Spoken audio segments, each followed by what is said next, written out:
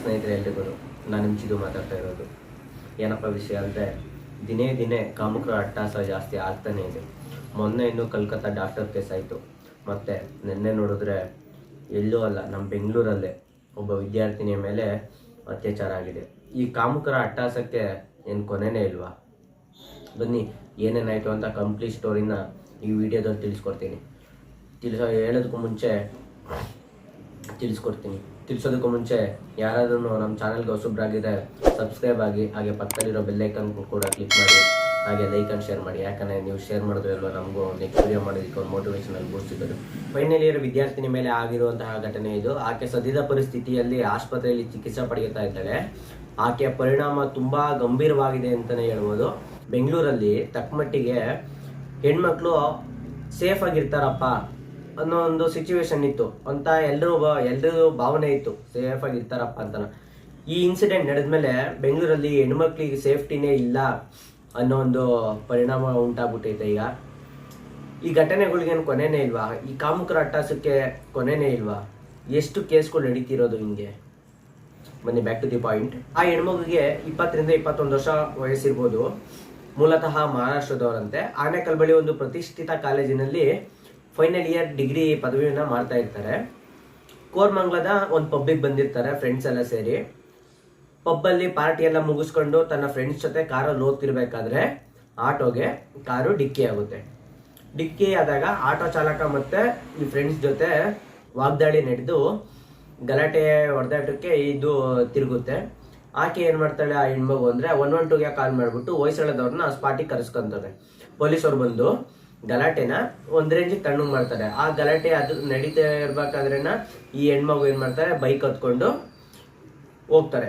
ಅದು ಏನಾಗೈತೆ ಅಂದರೆ, ಬೈಕು ಇವ್ರೇನು ಬುಕ್ ಮಾಡಿಕೊಂಡು ಬುಕ್ಕಿಂಗ್ ಬೈಕ್ಸ್ ಇರ್ತಾವಲ್ಲ, ರ್ಯಾಪಿಡೋ ಇನ್ನು ಬೇರೆ ಬೇರೆದು, ಅದು ಬುಕ್ ಮಾಡ್ಕೊಂಡು ಹೋದ್ರೋ ಇಲ್ಲ ಯಾರು ಅಪರಿಚಿತರ ಹತ್ರ ಡ್ರಾಪ್ ತಗೊಂಡ್ರೋ ಗೊತ್ತಿಲ್ಲ. ಒಟ್ಟು ಬೈಕಲ್ಲಿ ಹೋಗ್ತಾರೆ. ಅವ್ನಿಗೆ ಏನು ಅನ್ಸುತ್ತೋ ಗೊತ್ತಿಲ್ಲ. ಈ ಹೆಣ್ಮಗು ಬೇರೆ ರಾಜ್ಯದವಳು, ಇಲ್ಲಿನ ಅಡ್ರೆಸ್ಗಳು ನೀಟಾಗಿ ಗೊತ್ತಿಲ್ಲ ಅನ್ನೋ ಕಾರಣಕ್ಕೆ ಅಂತ ಅನ್ಸುತ್ತೆ. ಇಲ್ಲಾಂದ್ರೆ ಅವನು ಮುಂಚೆ ಈ ರೀತಿ ಯಾವ್ದಾದ್ರು ಕೃತ್ಯಗಳು ಮಾಡಿದ್ನೋ ಇಲ್ವೋ ಅದು ಗೊತ್ತಿಲ್ಲ ನೀಟಾಗಿ. ಇದು ಮೇಲ್ನೋಟಕ್ಕೆ ಕಂಡುಬರ್ತಿರೋದು ಸ್ನೇಹಿತರೆ. ಬೈಕಲ್ಲಿ ಡ್ರಾಪ್ ತಗೊಂಡು ಹೋದು ಆ ಹೆಣ್ಮಗು ಅಂತನ ಹೋಗ್ತಿರ್ಬೇಕಾದ್ರೆ ಆ ವ್ಯಕ್ತಿ ಏನ್ ಮಾಡಿರ್ತಾನೆ, ಬೈಕ್ ಚಾಲಕ ಏನಿರ್ತಾನಲ್ಲ ಅವನು ಈ ಹುಡುಗಿ ಹೇಳಿದಂತ ಅಡ್ರೆಸ್ ಸಿಗ್ಬಿಟ್ಟು ತಾನೇ ಒಂದು ಬೇರೆ ಕಡೆ ಕರ್ಕೊಂಡು ಹೋಗ್ತಾನೆ. ಈ ಹುಡುಗಿಗೆ ನೈಟ್ ಟೈಮ್ ಆಗಿರೋದ್ರಿಂದನ ರೂಟು ನೀಟಾಗಿ ಗೊತ್ತಾಗಲ್ವಂತೆ. ಅವನೇನು ಮಾಡ್ತಾನೆ, ಸೀದಾ ಕರ್ಕೊಂಡು ಹೋಗ್ತಾನೆ. ಎಲ್ಲಿಗೆ? ಈ ಹುಡುಗಿ ಹೇಳಿದ ಅಡ್ರೆಸ್ಸಿಗೆ ಬಿಟ್ಬಿಟ್ಟು ತನ್ನಿಗೆ ಎಲ್ಲಿಗೆ ಬೇಕೋ ಅಲ್ಲಿಗೆ ಕರ್ಕೊಂಡು ಹೋಗ್ತಾನೆ ಆ ಹುಡುಗಿ ಹೆಣ್ಮಗುನ. ಇದೆಲ್ಲ ನಡೆದಿರತಕ್ಕಂಥದ್ದು ಸ್ನೇಹಿತರೆ ಮಧ್ಯರಾತ್ರಿ 1 ಗಂಟೆ ಸುಮಾರಲ್ಲಿ ಆಸ್ಪಾಸಲ್ಲಿ ಇದೆಲ್ಲ ನಡೆದಿರತಕ್ಕಂಥದ್ದು. ಆ ವ್ಯಕ್ತಿ ಏನು ಮಾಡ್ತಾನೆ ಅಂದರೆ, HSR ಲೇಔಟು ಹೊಸೂರು ಮೈನ್ ರೋಡಲ್ಲಿರುವಂಥ ಗಿರಿಯಾ ಶೋರೂಮ್ ಹಿಂದೆ ಒಂದು ಕಾರ್ ಶೆಡ್ ಇದೆಯಂತೆ. ಆ ಕಾರ್ ಶೆಡ್ ಬಳಿ ಈ ಯುವತಿಯನ್ನು ಕರ್ಕೊಂಡು ಹೋಗ್ತಾನೆ. ಅವನು ಕರ್ಕೊಂಡೋಗಿ ನಿಲ್ಲಿಸ್ತಾನೆ. ಕರ್ಕೊಂಡೋದ್ಮೇಲೆ ಆ ಯುವತಿಗೆ ಇದು ಭಯ, ಒಂಥರ ಶಾಕ್ ಆಗುತ್ತೆ. ಎಲ್ಲಿ ಕರ್ಕೊಂಬಂದವರು ಇವರು ಅಂದ್ರೆ ಬಲವಂತವಾಗಿ ಶೆಡ್ ಒಳಗಡೆ ಎಳ್ಕೊಂಡು ಹೋಗೋದಕ್ಕೆ ಪ್ರಯತ್ನ ಪಟ್ಟವನೆ ಈ ಕಾಮುಕ. ಆ ಯುವತಿ ಏನು ಮಾಡೋರೆ, ಫುಲ್ಲು ಡಿಫೆನ್ಸ್ ಮಾಡ್ಕೊಳೋದಕ್ಕೆ ಟ್ರೈ ಮಾಡೋರೆ.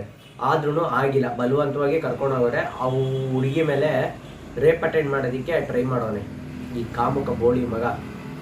ಅಟೆಂಡ್ ಮಾಡೋದಕ್ಕೆ ಟ್ರೈ ಮಾಡೋನೆ. ಆ ಹುಡುಗಿ ತನ್ನ ಕೈಲಾದಷ್ಟು ಎಷ್ಟು ಸಾಧ್ಯನೋ ಅಷ್ಟು ಡಿಫೆನ್ಸ್ ಮಾಡ್ಕೊಳೋದಕ್ಕೆ ಪ್ರಯತ್ನ ಪಟ್ಟವಳೆ.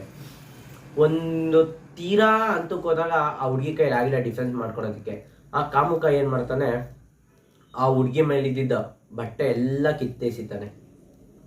ಪ್ರತಿಯೊಂದು ಬಟ್ಟೆನೂ ಕಿತ್ತೆಸಿತಾನೆ. ಆ ಹುಡುಗಿ ಪೂರಾ ನಗ್ನವಾಗಿರ್ತಾಳೆ. ಹೇಳೋದಕ್ಕೆ ಒಂಥರ ನಮಗೆ ಮುಜುಗರ ಆಗುತ್ತೆ, ಹೆಂಗೆ ಹೇಳಬೇಕು ಅಂತಾನ. ಆಯಿತು, ಆಮೇಲಿಂದನ ಆ ಯುವತಿ ಮೇಲೆ ಮನಸ್ಸೋ ಇಚ್ಛೆ ಹೆಂಗಂದ್ರೆ ಹಂಗೆ ಹಲ್ಲೆ ಮಾಡ್ತಾನಂತೆ ಅವನು. ಹೆಂಗಂದ್ರೆ ಹಂಗೆ ಹಲ್ಲೆ ಮಾಡಿ ಆ ಹುಡುಗಿ ಮೇಲೆ ರೇಪ್ ಅಟೆಂಡ್ ಮಾಡ್ತಾನೆ. ಆಮೇಲಿಂದ ಆ ಹುಡುಗಿ ಏನು ಮಾಡ್ತಾಳೆ ಅಂದರೆ, ಇದು ಇನ್ನೊಂದು ಎಲ್ಲ ಹೆಣ್ಮಕ್ಳಿಗೆ ಹೇಳ್ಬೇಕಾಗಿರೋ ಸುದ್ದಿ ಇದು. ನಿಮ್ಮ ಫೋನ್ಗಳಲ್ಲಿ power on and off button ಇರುತ್ತಲ್ಲ, ಅದು ಪ್ರೆಸ್ ಮಾಡ್ತಾ ಇದ್ರೆ 2-3 ಸತಿ ಪ್ರೆಸ್ ಮಾಡಿದ್ರೆ ಇಲ್ಲ ಲ್ಯಾಂಪ್ ಪ್ರೆಸ್ ಮಾಡಿದ್ರೆ SOS ಅಂದರೆ ನೀವು ಎಮರ್ಜೆನ್ಸಿ ನಂಬರ್ ಯಾರು ಕೊಟ್ಟಿರ್ತೀರೋ ಅವ್ರಿಗೆ ಕಾಲು ವಿತ್ ಲೊಕೇಶನ್ನು 2 ಶೇರ್ ಆಗುತ್ತೆ. ನಿಮ್ಮ ಕಷ್ಟ ಕಾಲದಲ್ಲಿ ಎಮರ್ಜೆನ್ಸಿ ಟೈಮಲ್ಲಿ ಅದನ್ನ ಯೂಸ್ ಮಾಡ್ಕೋಬೋದು. ಈ ಹುಡುಗಿ ತನ್ನ ತಂದೆದು ಮತ್ತೆ ಆಕೆ ಗೆಳತಿದೊಬ್ಳದು ನಂಬರ್ ಕೊಟ್ಟಿರ್ತಾಳಂತೆ. ಏನ್ ಮಾಡ್ತಾಳೆ, ನಾವು ಸಡನ್ ಆಗಿ ಎಲ್ಲ ಕಾಂಟ್ಯಾಕ್ಟ್ ತೆಗೆದು ನಮ್ಗೆ ಬೇಕಿದ್ದವ್ರಿಗೆ ಫೋನ್ ಮಾಡೋದಕ್ಕಾಗಲ್ವಲ್ಲ, ಅದಕ್ಕೋಸ್ಕರ ಇದು ಈ ಥರದ್ದು ಒಂದು ಇದಿದೆ, ಯೂಸ್ ಮಾಡ್ಕೋಬಹುದು ಎಲ್ಲ ಹೆಣ್ಮಕ್ಳು. ಆ ಹುಡುಗಿ ಏನ್ ಮಾಡ್ತಾಳೆ ಅಂದ್ರೆ ಅದನ್ನ SOS ಬಟನ್ ಇರುತ್ತಲ್ಲ ಪ್ರೆಸ್ ಮಾಡ್ತಾಳೆ. ಆಕೆ ಸ್ನೇಹಿತೆ ಇರ್ತಾರಲ್ಲ ಅವರಿಗೆ ಈ ಹುಡುಗಿ ಪದೇ ಮೇಲೆ ಕಾಲು ಹೋಗುತ್ತೆ ವಿತ್ ಲೊಕೇಶನ್. ಆ ಹುಡುಗಿಗೆ ಆಶ್ಚರ್ಯ ಆಗ್ಬಿಡುತ್ತೆ, ಏನಕ್ಕೆ ಇಷ್ಟೊತ್ತಿ ಫೋನ್ ಮಾಡ್ತಾಳಲ್ಲ, ಲೊಕೇಶನ್ ಬಂದೈತೆ ಅಂತ ಹೇಳ್ಬಿಟ್ಟು ಆಕೆ ತನ್ನ ಸ್ನೇಹಿತರಿಗೆ ಫೋನ್ ಮಾಡಿ, ನನ್ನ ಫ್ರೆಂಡು ಹಿಂಗೇನೋ ಕಷ್ಟದಲ್ಲಿ ಸಿಗಾಕೊಂಡಿರ್ಬೋದು, ಹಿಂಗೆ ಮೇಲೆ ಫೋನ್ ಮಾಡೋಣ, ಲೊಕೇಶನ್ ಬಂದೈತೆ ಅಂತ ಹೇಳ್ಬಿಟ್ಟು ತನ್ನ ಸ್ನೇಹಿತರು ಇರ್ತಾರಲ್ಲ ಅವ್ರಿಗೆ ಲೊಕೇಶನ್ ಶೇರ್ ಮಾಡ್ತಾರೆ.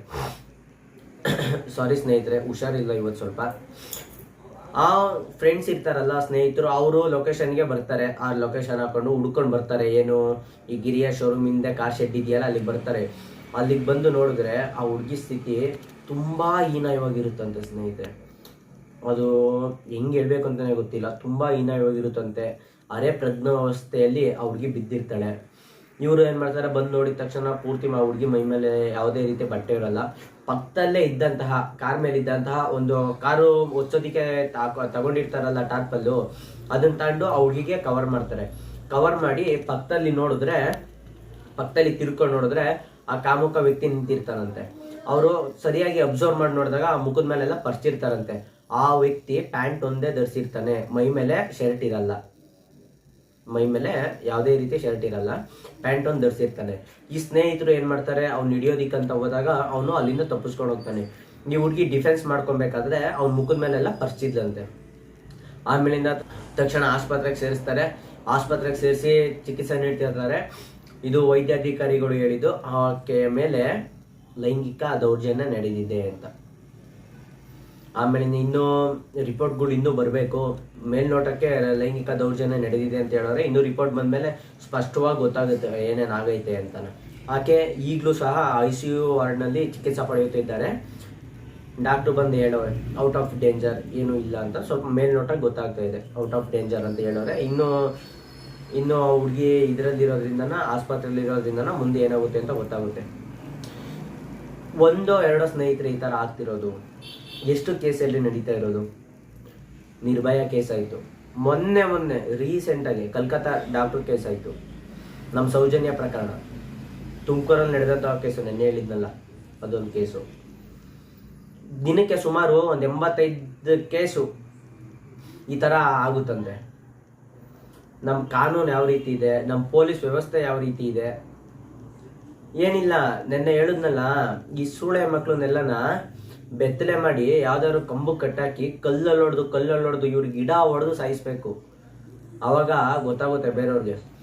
ಅದು ಕಲ್ಕತ್ತಾ ಈ ಇನ್ಸಿಡೆಂಟ್ ನಡೆದಿತ್ತಲ್ಲ, ಎಲ್ಲೂ ಇನ್ಸ್ಟಾಗ್ರಾಮ್ ಸ್ಟೋರಿ ಆಗ್ತಾ ಇದ್ವಿ ಏನೇನಾಗೈತೆ ಅಂತ. ಸೌದಿ ಅರೇಬಿಯಾದಲ್ಲಿ ಇನ್ಸಿಡೆಂಟ್ ನಡೆದೈತೆ ಅಂತ ಗೊತ್ತಾದ್ರೆ ಎಲ್ಲರೂ ಮುಂದೆ ಕಡಿತಾರೆ. ಆಫ್ಘಾನಿಸ್ತಾನದಲ್ಲಿ ಶೂಟ್ ಮಾಡ್ತಾರೆ. ಇನ್ನು ಯಾವುದೋ ಒಂದು ಬೇರೆ ಕಂಟ್ರಿಲಿ, ಯಾವ ಕಂಟ್ರಿ ಗೊತ್ತಿಲ್ಲ, ಅದು ಯಾವ ಕಂಟ್ರಿ ಅಂತ ಮರ್ತೋಗ್ಬಿಡ್ತು. ಆ ಕಂಟ್ರಿಲಿ ಪಬ್ಲಿಕ್ಕಲ್ಲಿ ನೇಣಾಕ್ತಾರೆ. ನಮ್ಮ ದೇಶದಲ್ಲಿ ಕರ್ಕೊಂಡೋಗಿ ಜೈಲಲ್ಲಿ ಕೂರಿಸಿ, ತಿನ್ನಪ್ಪ ನೀನು, ಚೆನ್ನಾಗಿ ಮೈ ಬೆಳೆಸ್ಕೋ, ಆಮೇಲಿಂದನ ಆಚೆ ಬಂದು ಮತ್ತೆ ಅದೇ ಕೆಲಸ ಮಾಡು. ಇದು ಅವನು ಆ ಕೆಲಸ ಮಾಡಲಿಲ್ಲಂದ್ರೂ ಈ ಥರ ಯಾರಿಗಾದ್ರೂ ಒಬ್ಬರಿಗೆ ನಾವು ಸರಿಯಾದ ರೀತಿಯಲ್ಲಿ ಶಿಕ್ಷೆ ಕೊಡಲಿಲ್ಲ ಅಂತ ಅಂದರೆ ಬೇರೆಯವರು ಅದೇ ಕೆಲಸ ಮಾಡ್ತಾರೆ. ಈ ಕಾಮುಕ್ ನನ್ನ ಮಕ್ಕಳು ಬೇರೆಯವರು ಅದೇ ಕೆಲಸ ಮಾಡ್ತಾರೆ. ಅದೇ ನಾವು ಯಾರಾದ್ರೂ ಒಬ್ಬನಿಗೆ ಸರಿಯಾದ ರೀತಿಯಲ್ಲಿ ನಾವೇನಾದ್ರೂ ಶಿಕ್ಷೆ ಕೊಟ್ವಿ ಅಂದರೆ ಮಿಕ್ತವ್ರು ಎದುರ್ಕೊಂತಾರೆ ಈ ಥರ ಮಾಡೋದಿಕ್ಕೆ. ಸೊ ಇದಾಗಿತ್ತು ಇವತ್ತಿನ ವಿಡಿಯೋ. ಹೇಳೋದಕ್ಕೆ ಮಾತೇ ಬರಲ್ಲ ಸ್ನೇಹಿತರೆ ಇದ್ರ ವಿಷಯದ ಬಗ್ಗೆನ. ನೆನೆಸ್ಕೊಂಡೆ ಬೇಜಾರಾಗುತ್ತಾ ನಮ್ಮ ಹೆಣ್ಮಕ್ಳು ಪರಿಸ್ಥಿತಿ. ಎಂಥ ಪರಿಸ್ಥಿತಿ ಬಂದೈತೆ ಅಂದರೆ, ತಂದೆ ತಾಯಿಗಳು ಹೆಣ್ಮಕ್ಳನ್ನ ಅದರಲ್ಲೂ ಆಚೆ ಕಳ್ಸೋದಕ್ಕೆ ಭಯ ಪಡ್ತವ್ರೆ. ಸ್ಕೂಲು ಕಾಲೇಜುಗಳಿಗೆ ಕಳ್ಸೋದಕ್ಕೆ ಭಯ ಪಡ್ತವ್ರೆ. ಚಿಕ್ಕ ಮಕ್ಳ ಮೇಲೆಲ್ಲ ರೇಪ್ ಮಾಡ್ತಾರೆ. ಅಣ್ಣನ ಮುದುಕೀರ್ನು ಬಿಡಲ್ಲ. ಇವ್ರಿಗೆಲ್ಲ ಹೇಳಿದ್ನಲ್ಲ, ನರ ಕಟ್ ಮಾಡಬೇಕು ಇವ್ರಿಗೆ, ಇಡ ಹೊಡೆದು. ಆಗಾರು ಬುದ್ಧಿ ಕಲಿತಾರೇನೋ ಬೇರೆಯವರು ಮಾಡೋರು. ಸೊ ಇದಾಗಿತ್ತು ಇವತ್ತಿನ ವಿಷಯ. ಯಾರಾದ್ರೂ ಚಾನಲ್ಗೆ ಹೊಸಬ್ರಾಗಿದ್ರೆ ಪ್ಲೀಸ್ ಸಬ್ಸ್ಕ್ರೈಬ್ ಮಾಡ್ಕೊಳ್ಳಿ. ಹಾಗೆ ಬೆಲ್ ಐಕಾನ್ ಕೂಡ ಕ್ಲಿಕ್ ಮಾಡ್ಕೊಳ್ಳಿ. ನಿಮ್ಮ ಫ್ರೆಂಡ್ಸ್ ಅಂಡ್ ಫ್ಯಾಮಿಲಿಗೆ ವಿಡಿಯೋ ಶೇರ್ ಮಾಡಿ.